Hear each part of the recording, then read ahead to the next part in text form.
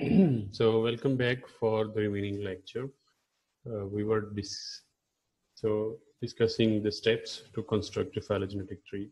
So first, just recall what is a phylogenetic tree or how it looks like. So this is a phylogenetic tree which represents different forms of life like bacteria, archaea, eukaryotes, including plants, algae, fungi, which are present at different branches of the tree.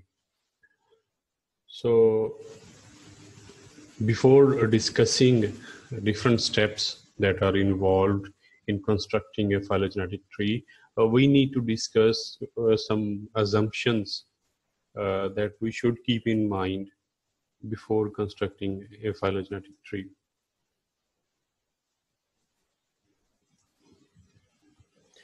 So to use molecular data to construct evolutionary history requires making a number of reasonable assumptions.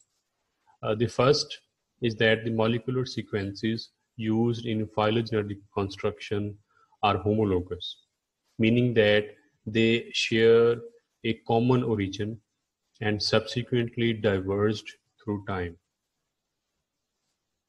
Phylogenetic divergence is assumed to be bifurcating, meaning that a parent branch splits into two daughter branches at any given point. Another assumption in phylogenetics is that each position in a sequence evolved independently. I mean, every nucleotide is evolved independently and they do not affect the evolution of each other.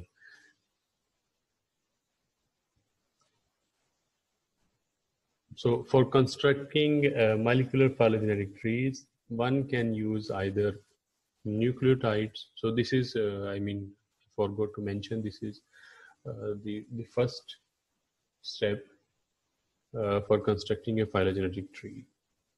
So one can use either nucleotides or protein sequence data.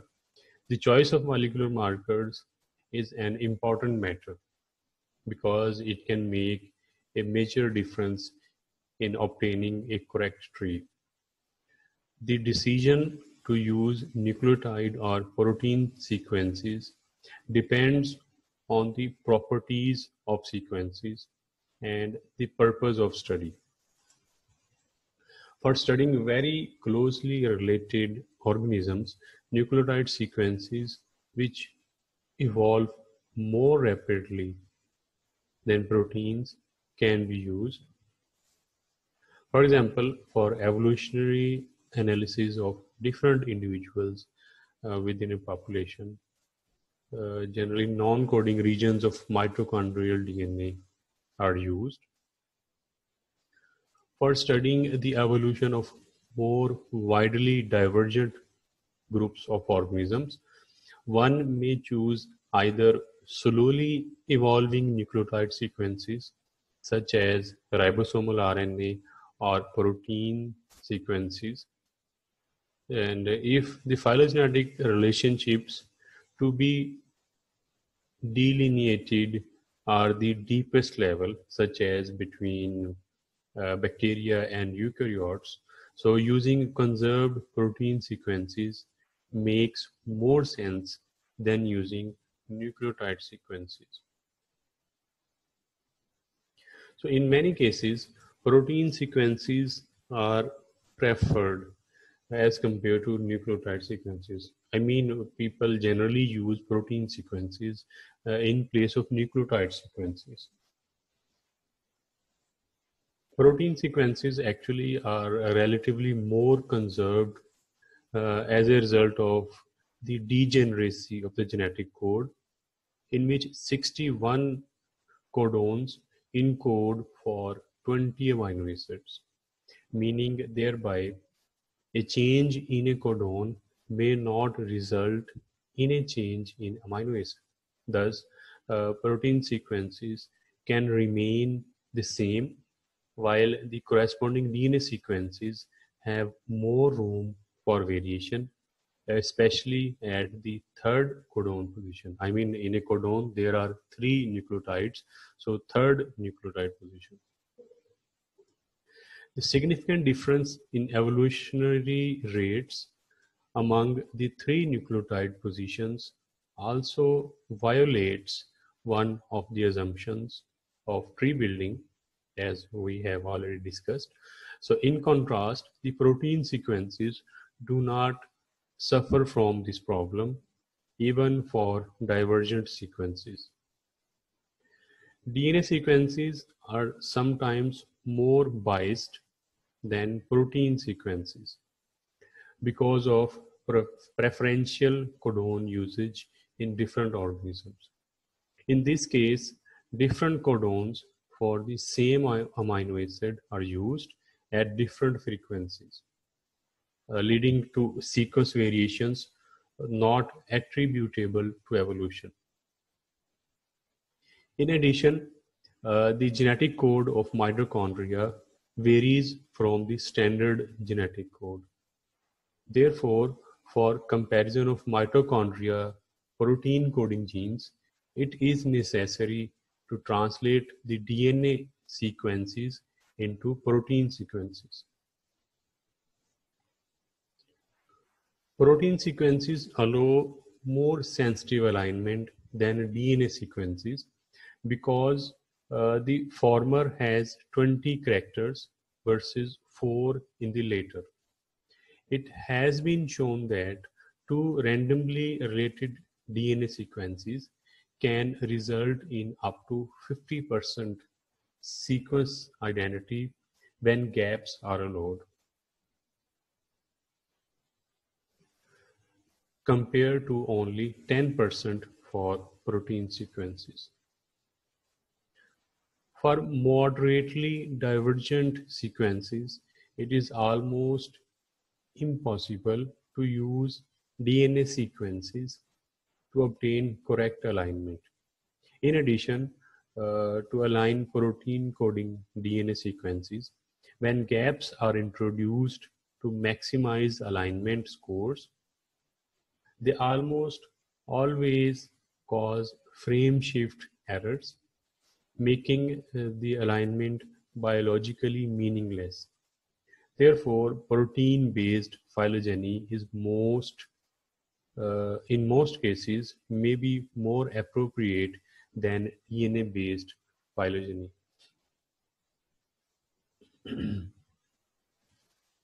So despite the advantages of using protein sequences in phylogenetic inference, DNA sequences can still be very informative in some cases, as discussed earlier, such as those for closely related sequences. In this case, faster evolutionary rates at the DNA level become an advantage. In addition, DNA sequences depict synonymous and non-synonymous substitutions, which can be useful for revealing evidence of positive or negative selection events. To understand positive or negative selection, it is necessary to make a distinction between synonymous substitutions and non-synonymous substitutions.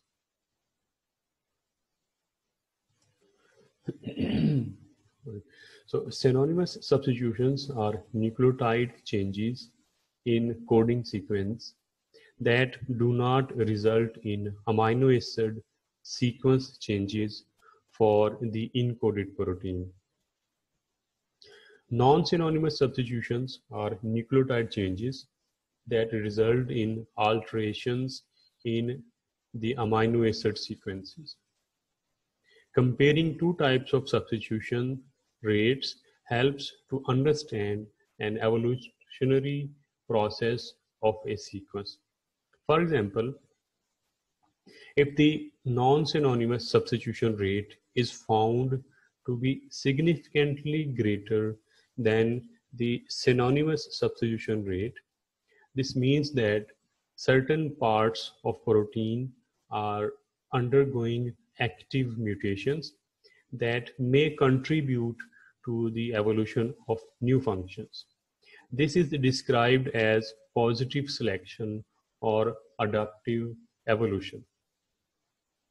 On the other hand, if the synonymous substitution rate is greater than the non-synonymous substitution rate, it causes only neutral changes at the amino acid level, suggesting that the protein sequence is critical enough that changes at the amino acid sequence level are not tolerated. In this case, the sequence is said to be under negative or purifying selection.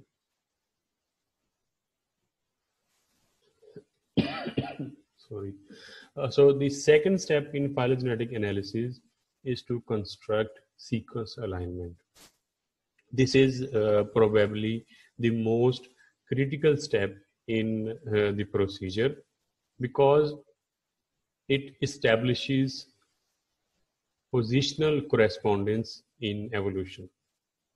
A sequence alignment is a way of arranging the sequences of DNA, RNA, or proteins to identify regions of similarity that may be consequence of functional, structural, or evolutionary relationships between the sequences. So here are some conserved regions, and these are non-conserved regions between sequences of humans and other animals.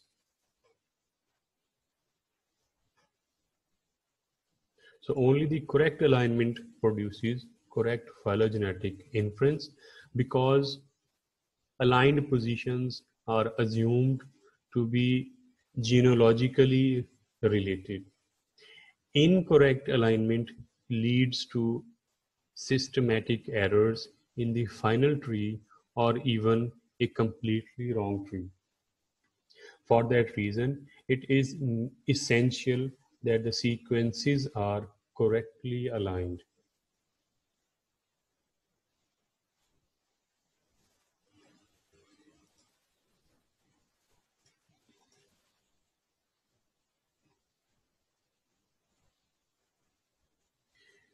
So it is often necessary to decide whether to use the full alignment or to extract parts of it.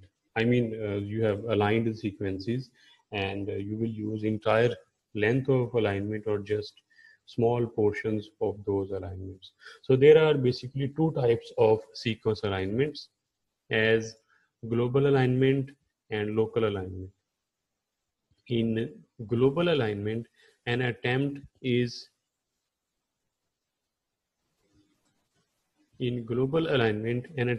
made to align the entire sequence, or we can say it is an end-to-end alignment. Here it is a completely aligned sequences. The sequences are aligned along their lengths, starting from first nucleotide to the last nucleotide. One is 35 base pairs long and the other one is 46 base pairs long.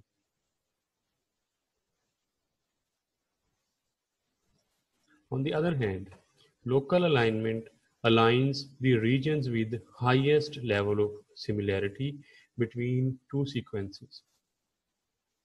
As it can be seen, the alignment started from 5th and 6th nucleotides and ended at 31st and 35th nucleotides.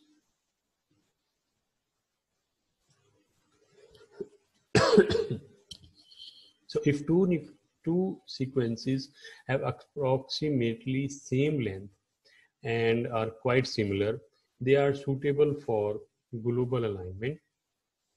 Any two sequences can be locally aligned as local alignment find stretches of sequences with high level of matches without considering the alignment of the rest of the sequence.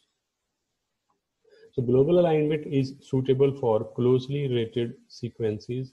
On the other hand, local alignment is suitable for more divergent or distantly related sequences. Global alignments are usually done for comparing homologous genes, like comparing genes with similar functions in human and mouse. On the other hand, local alignment is used for finding conserved patterns in DNA sequences or conserved domains or motifs in proteins. So here are some examples of important tools that can be used to align sequences. I mean, if you want to align two sequences or multiple sequences, you can use Clustal Omega, and there are some other tools, especially the T-Coffee and Mega, Muscle, Maft, Airline. There are a lot of examples. So now we shall try to align different sequences by using Clustal Omega program. So here it is for multiple sequence alignment. I mean, if you want to align more than two sequences, you can use multiple sequence alignment. But if you want to align only two sequences, you will use this pairwise sequence alignment tool. So you can see that here are some protein sequences. You can select here for DNA if you want, if you have DNA sequences. But I will use the protein sequence. Here are the protein sequences, and these sequences are used in their FASTA formats. I hope you are already familiar with FASTA formats. And if you do not have sequences with you, you can use just example sequences here.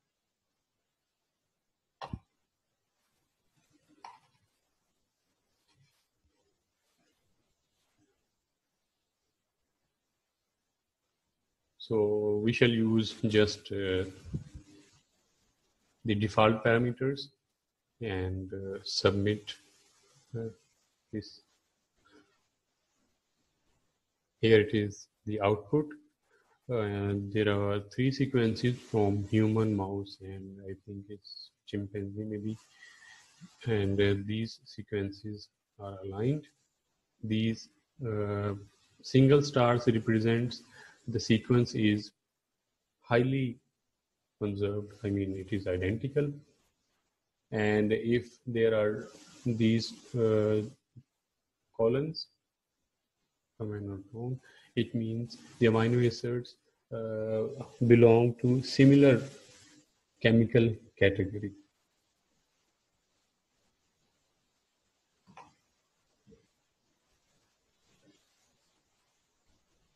So we can see where all the sequences were aligned from first to last one. So obviously it is a global alignment of the sequences.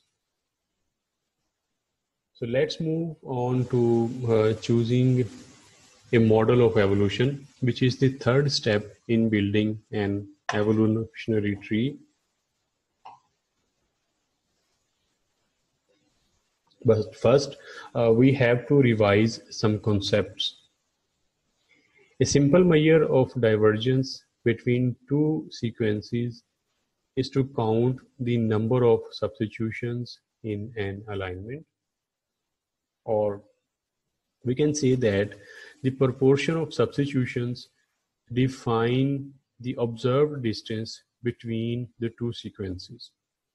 However, the observed number of substitutions may not represent the true evolutionary events that actually occurred when a mutation is observed, as A replaced by C. The nucleotide may have actually undergone a number of intermediate steps to become C, such as A was first converted into T, then to G, and then C. So there are two paths. Either A was directly converted into C, or there were some other intermediate steps that we do not know about. So similarly, a back mutation could have occurred when a mutated nucleotide reverted back to the original nucleotide. This means that when the same nucleotide is observed, mutations like A to C to G to C may have actually occurred. Moreover, an identical nucleotide observed in an alignment could be due to parallel mutations when both sequences mute. For example, here G and A, when both sequences mutate into T.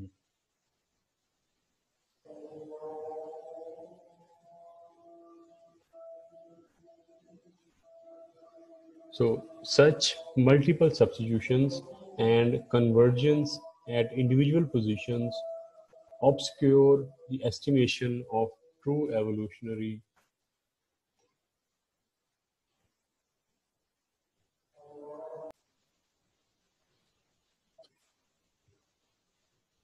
So such multiple substitutions and convergence at individual positions obscure the estimation of true evolutionary distances between sequences. This effect is known as homoplasy, which, if not corrected, can lead to the generation of incorrect trees. To correct homoplasy, statistical models are needed to infer the true evolutionary distances between sequences.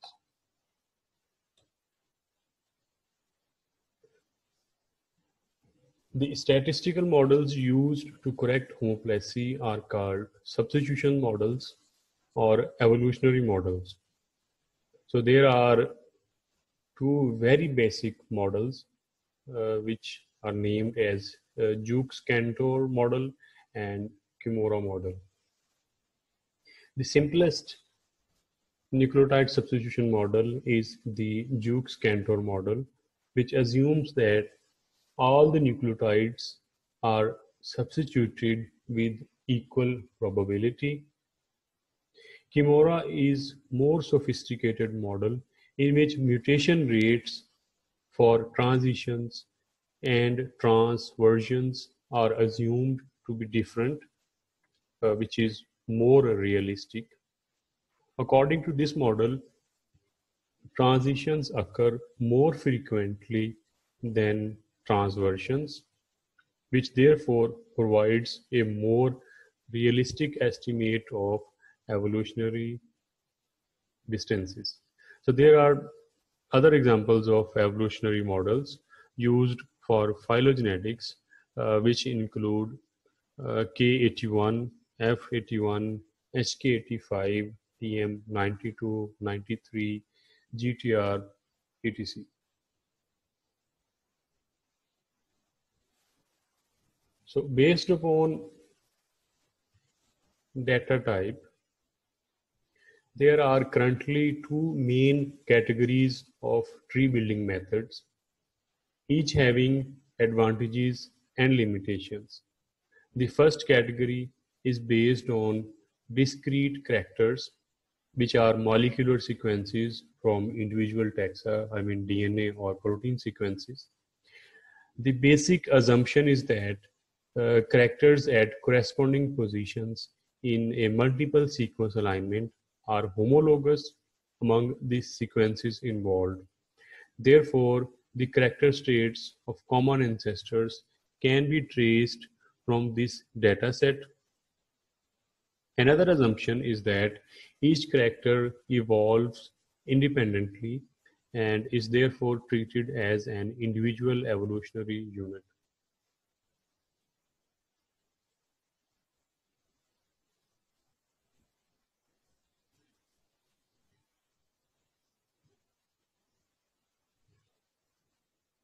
So the second category of phylogenetic methods is based on distance, which is the amount of dissimilarity between pairs of sequences computed on the basis of sequence alignment. The distance-based methods assume that all sequences involved are homologous and that tree branches are additive, meaning that the distance between two taxa equals the sum of all branch lengths connecting them. The algorithms for the distance-based tree building method can be subdivided into either clustering-based or optimality-based methods. The clustering type algorithms compute a tree based on a distance matrix starting from the most similar sequence pairs. These algorithms include an unweighted pair group method using arithmetic average, or abbreviated as UPGMA, and neighbor joining method, which is sometimes abbreviated as NJ. The optimality-based algorithms compare many alternative tree topologies and select one that has the best fit between estimated distances in the tree and the actual evolutionary distances. This category includes the Fitch-Margoliouth and minimum evolution algorithms.